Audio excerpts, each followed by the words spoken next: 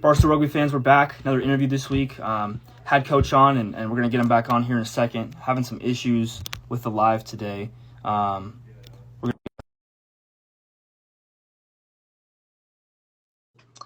some great insight there from Coach at the beginning. Very excited to talk to him and finish off this conversation. Here we go. Sorry about that, sir. Don't know what's happening. Dropping out. Yeah, had some difficulties there with the connection. Got it all fixed up, but yeah. So ready to go. Finish up here. So you talk about that team dynamic. We talked a little bit about how that time's been in Seattle for you. Sounds like you had a great time. I've heard from some of the guys, kind of that team dynamic of the older guys, the younger guys, kind of the coaching staffs, and all your different experiences in rugby. What's it been like for you to kind of give some of that knowledge and take some of that knowledge as well?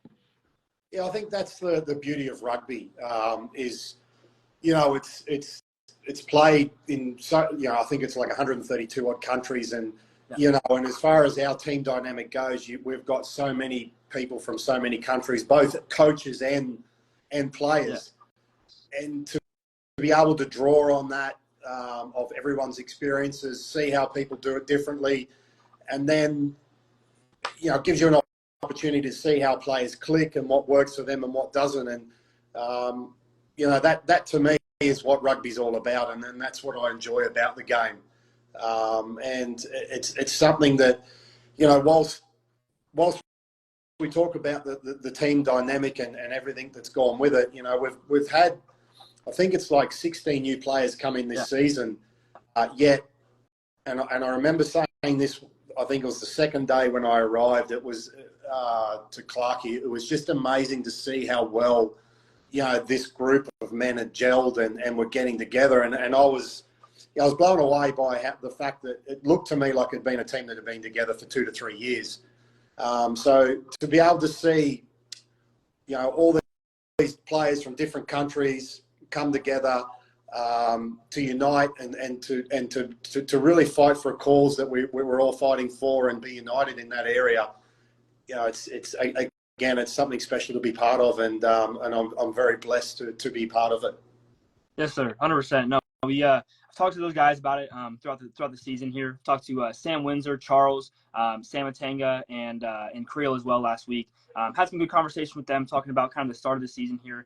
You guys have been on a great kind of path here starting off the season. That middle season bye week has definitely helped out you guys a lot in terms of getting healthy, getting back fit, making sure everybody's ready to go. You guys had a big win against the Free Jacks. Kind of how did it feel to get that big win moving into the bye week and then kind of put you guys in that position for the rest of the year?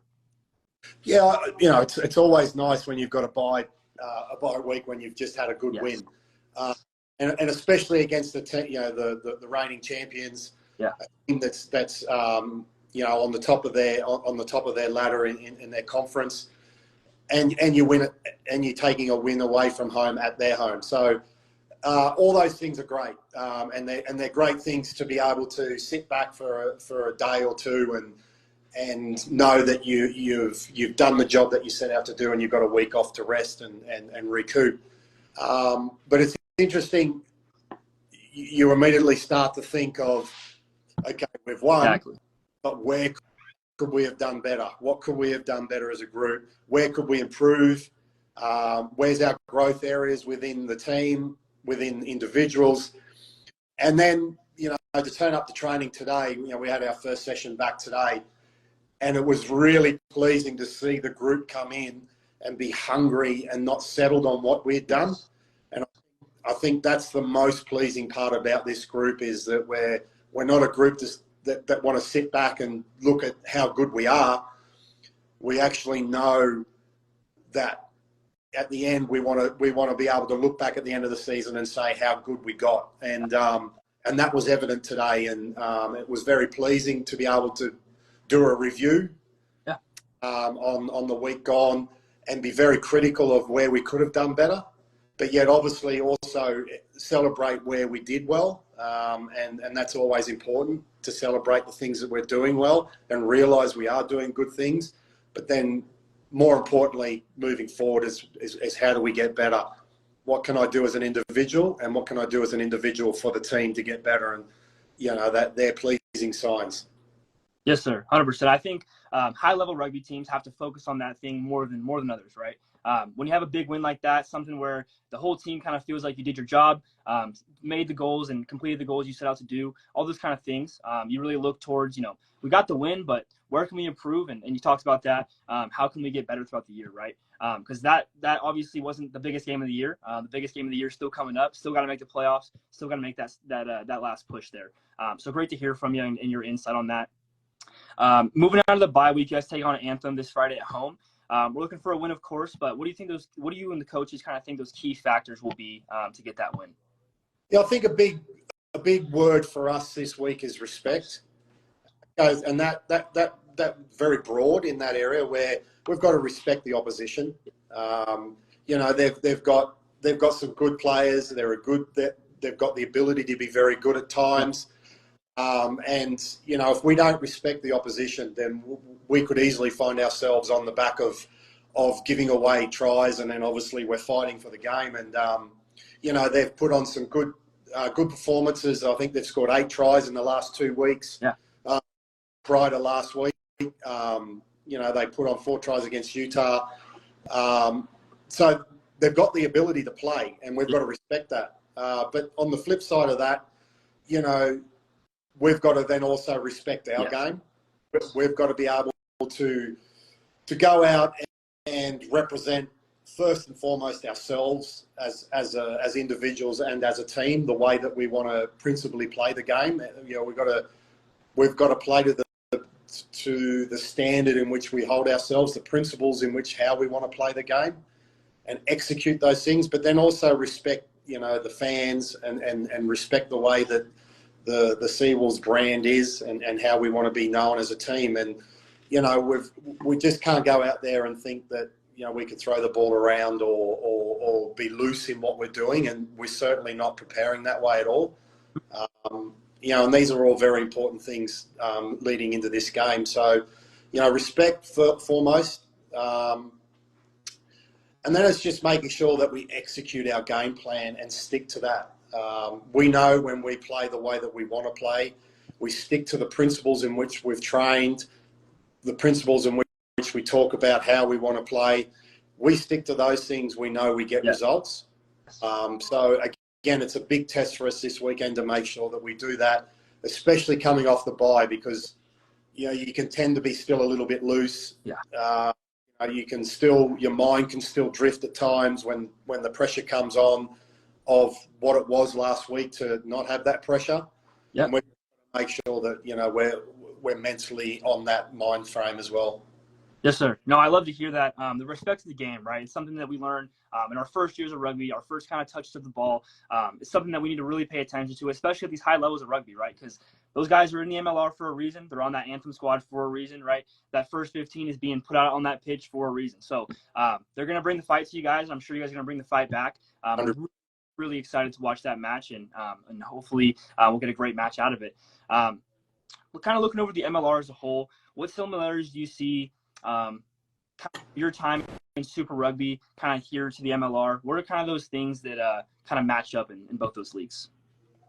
Things have moved a long way since I last played. So I think, the MLR brings a very physical element to the game. It obviously brings a very,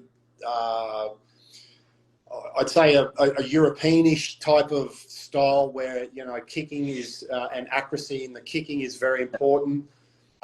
The control of possession and field position is hugely important. So I guess from those aspects, and from when I was last here with Utah to now, I can really see the growth and the improvement in all those areas. Yeah. Technically and tactically, yes, is definitely there in growth.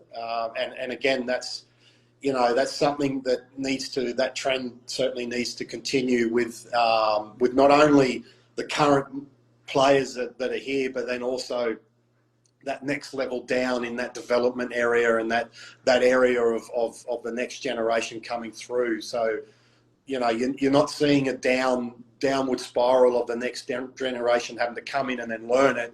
You want them to come in and add and build and have that growth, a quicker growth. So, I think that they're critical areas to the MLR and where it's going. Definitely. No, I love to hear that too. Super Rugby has, I believe each team has somewhat of an academy, right? Kind of leading into their professional side. I think that's, one of those big things that's going to really change the MLR in terms of our development and getting those fresh guys in. That developmental stage from 18 kind of to, 22, maybe even younger than that, is really, really important for us rugby players to develop, learn the game, learn the culture, and really immerse ourselves in everything rugby has to offer. So it's great to hear your insight on that. And it's been great to talk to you about the team and the league. Kind of want to dive a bit deeper into you as a player, you as a coach. How did you start playing rugby, and then what has kept you in the game all these years after your playing days? It's funny. I always I loved playing soccer, football, whatever country you've come from. But in that sense, and I always wanted to be a professional soccer player. To be honest, when I was a kid growing up. Interesting. My heroes were obviously sporting heroes were soccer players, and then for whatever reason a rugby match came up in a school environment which I got involved in because all my mates were going to it, and it basically got me a day out of school. And I played, and from that day that I played, I was just hooked on how fast the game was, how the movements in the game is such where it was always on the go. There was always something happening, and there was always times where you just had to be on the ball with what was going on, but then also the tactical part of the game where you needed to be 2-3 steps in front of what was happening to be in front and to be able to achieve what you wanted to achieve. And I just fell in love with that of the game and just the enjoyment of what it was to have the ball and for it to be always on the move. And I just fell in love with that instantly. And then from there, the game as a whole tactically just enticed me to want to learn more and be more involved. And then from there on in, it was part luck. Yeah. And then a lot of hard work on then gradually just making teams, getting more experience, having experienced players around me when I moved from a small country town where I first started to then moving to Sydney and joining a club like the Randwick Rugby Club. Yeah.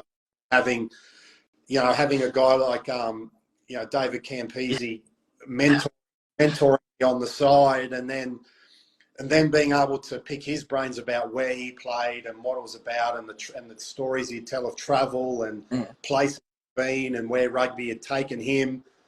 That was just another whole new element again of the love of the game. Yeah. And then as it built,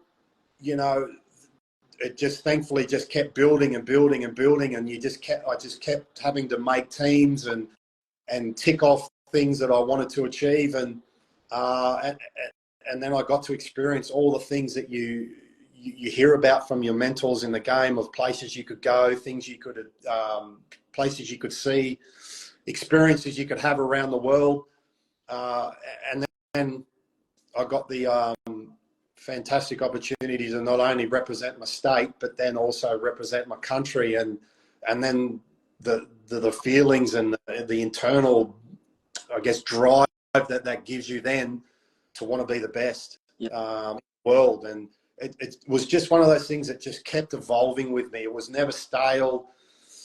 It was a game that just never had me sitting in one place being comfortable. I just really wanted to keep growing and grabbing more and more of what the game had to provide. And I'm obviously very thankful for what it gave me as a player. And it wasn't just on the field. Yeah. The values and the morals, ethics of the game that really shaped me to the person who I am today. I guess the father and husband that I am, and the coach that now I am, it all evolves around what values and morals and ethics that rugby has and has instilled in me. And that's why I love this. That's why I fell in love with the game, and that's why I still love it today. Man, that is a great story to hear. My kind of journey with rugby kind of started the same way. It was really my boys were playing rugby, right? My friends were playing rugby. I was playing baseball. I loved baseball. I really enjoyed it, but it was really getting too slow for me. Kind of like you said, the game of rugby really showed me this game moves fast. You got to be on your feet, thinking about everything around you. Have your boys back on the pitch, all those kind of things. And I think that's really where I found rugby too. Like you said as well, the culture, the atmosphere, all the connections you make from rugby, and then really what it teaches you and really how it holds you along, right? I think that's really what I found in rugby as well, and love to hear that and kind of how that communicates there. It's been great to hear about all that kind of thing, all those kind of things. You've played in 3 Rugby World Cups, just like you said. We're able to represent your country after your state and all that. You won Player of the Year in Super Rugby, played a bit of sevens. With all that knowledge, what have you really been able to learn about your time, about the game during the MLR?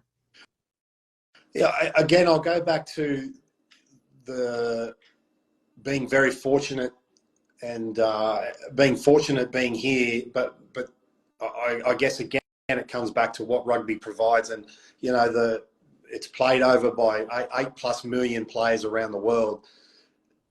We've got guys here from all places around the world that come together, and again, in the MLR, you learn so much. Like for instance, with from a coach's point of view, coaching with Clarkey, he brings that huge amount of experience, and he brings that European flavour with him, and obviously he's experienced in coaching in the MLR as well. And then my other assistant coach Nesser, he's obviously Southern Hemisphere-ish flavour who has played over here in America with his sevens background. To see his array of drills and his upbeat presence around the group, those kind of things you always learn from coaches, like the likes of Clarkey and Ness. But then you've got the players, you've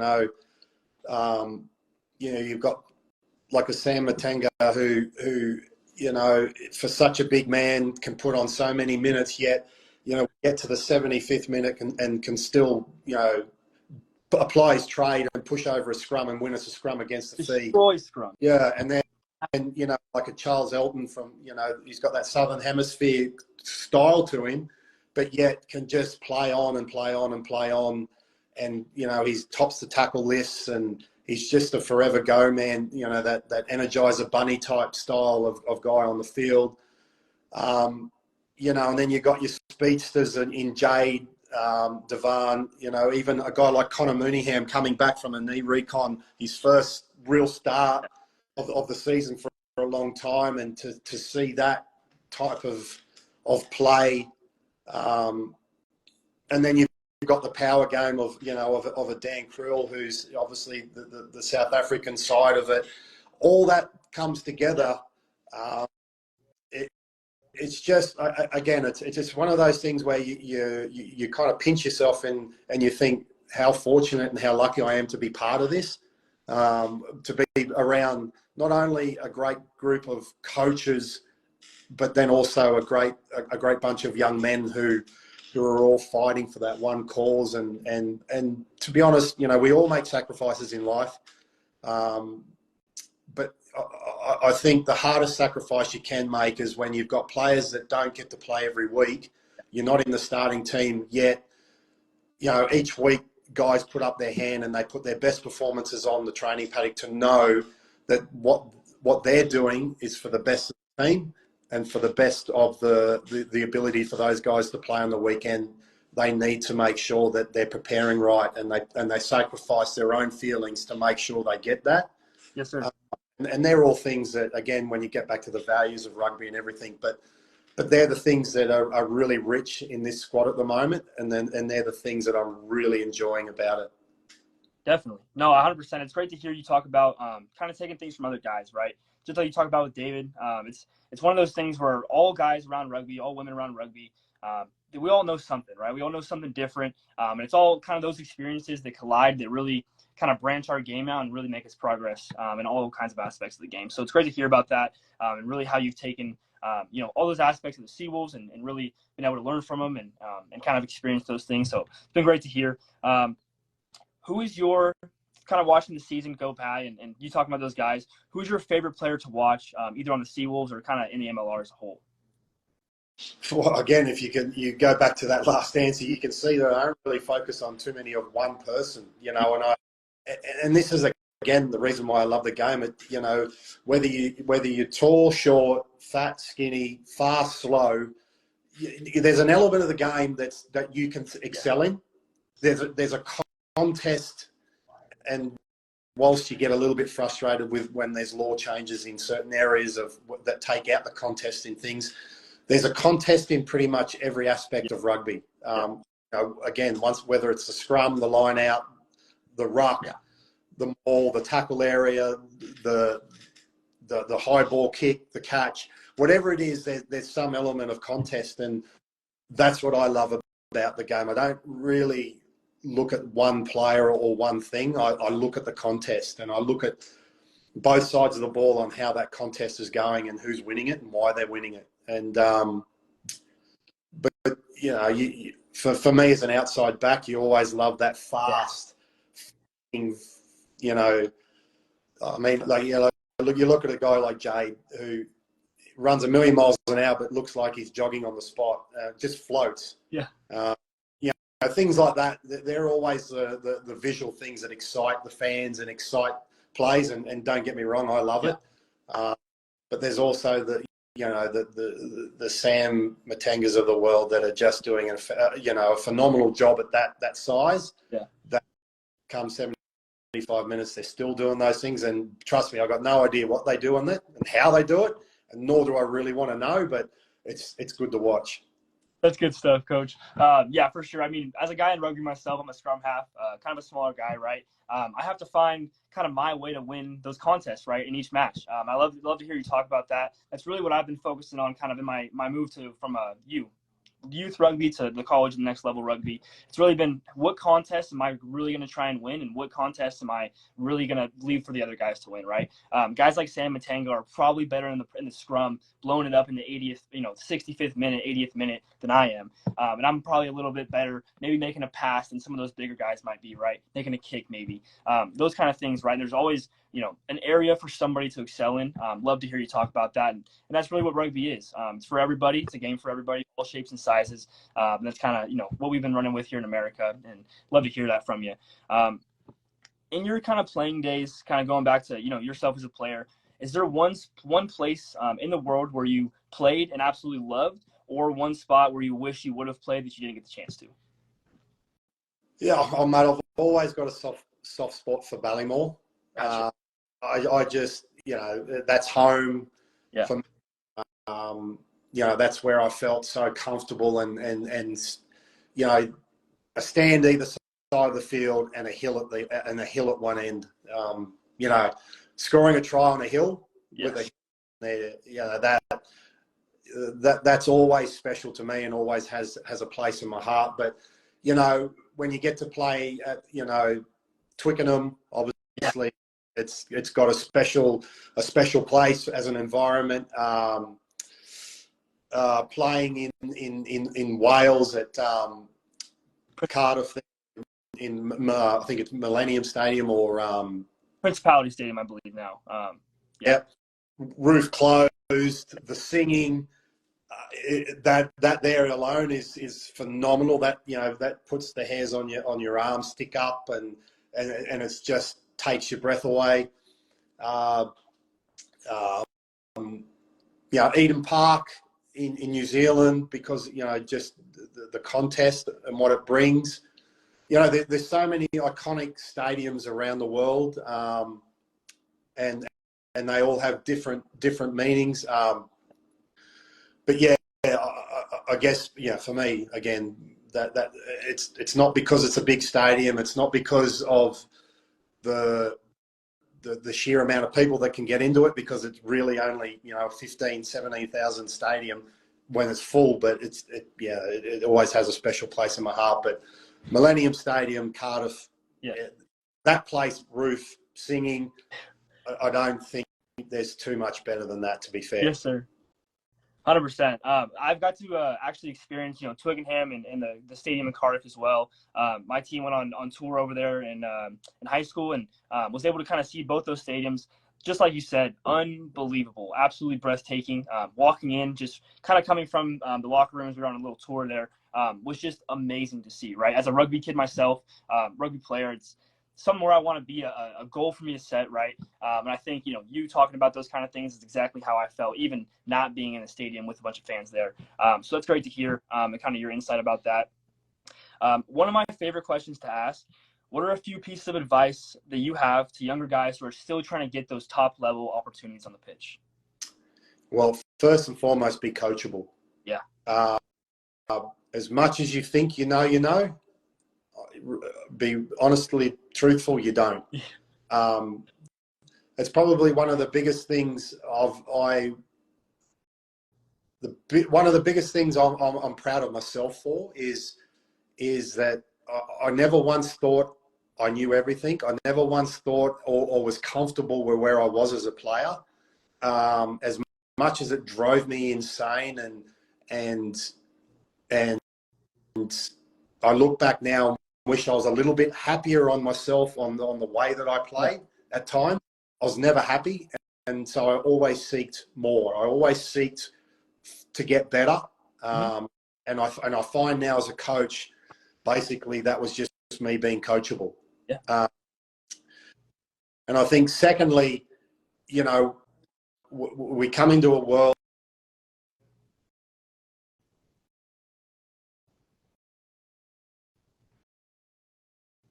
Oh, fell out here. What's good for your body. But I would say you've got to do the extras. Yes. You've got to work on, you've got to put the time into you. You're your best tool for the, you're your best asset. Mm-hmm. You are your main, you're the shop front for your business, and that's you. So you need to work on you. And if you're not doing your skills every day, if you're not trying to improve or add something, if you're not trying to add another tool into your toolbox, if you're not trying to find something that's going to set you apart every time and evolve, then you're not working on you. Your shop front's going to get old and it's not going to get walked into. And that's a big thing. You need to always keep investing in yourself. And then I think lastly, enjoyment. You've got to that's, if I look back and there's probably, you can always look back and go, oh, if only, or what ifs, but I wish I just took the time to probably enjoy little moments more. I probably enjoy the little moments more now as a coach than I did as a player. And I think, you need to celebrate wins. You need to celebrate the good things in what you're doing, but just don't get stuck on it. You've got to always keep searching for more. But they're probably the top three things. Beautiful, Coach. You guys heard it here first. It's be coachable, enjoy your time, and always invest in yourself as a rugby player. That's been great to hear. I think, talking about that kind of thing, enjoying the game, being coachable, really investing in yourself. Those are really three pillars, and I really love to hear that from you, coming from especially. Enjoy the game, right? You spent time all over the world playing rugby, playing in World Cups, Super Rugby, all kinds of different levels of the game. And one thing you really have to harp on is enjoy those little wins, those little kind of things that, are really helping you make progress. And then outside of that, be coachable, but at the same time, really let yourself take in that coaching and really try and get that stuff from the other guys around you, kind of like you talked about with some of your role models and then guys that you're coaching now. So it's been great to hear, Coach. It's been absolutely great talking to you. It's been an honor to have you on. Last question here for today to finish off. What can fans expect to experience at the match this Friday, and then moving on to the rest of the season from the Seawolves? Yeah, I think another level. I think we've got it. We're in a really good opportunity to go to another level this week. We've been building quite nicely.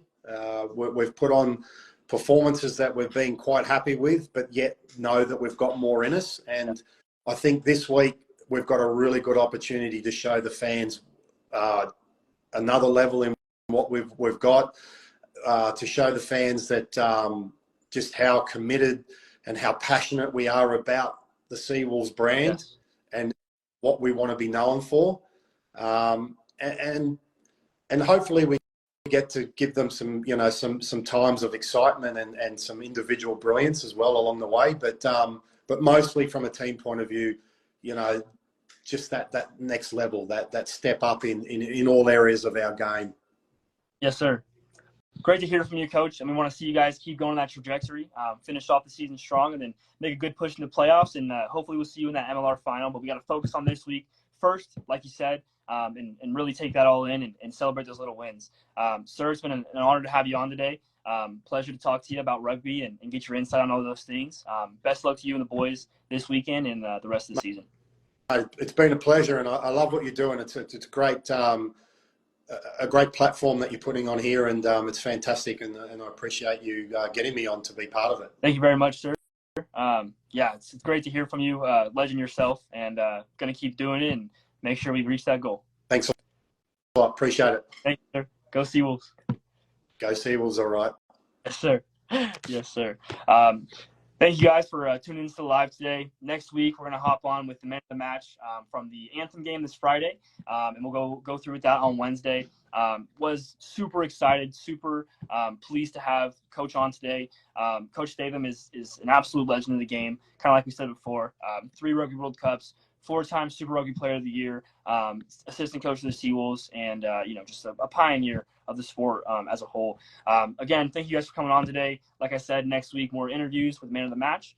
Super excited to get those and kind of watch the Seawolves progress the rest of the year here. A little bit other about Barstool. Our Midwest Mondays will keep going on, and we're really excited to kind of get that content out to you guys. If you have anything from your club matches, anything like that, please send it over to us. And that's all I have for today. We'll see you guys next week. And yes, thank you very much.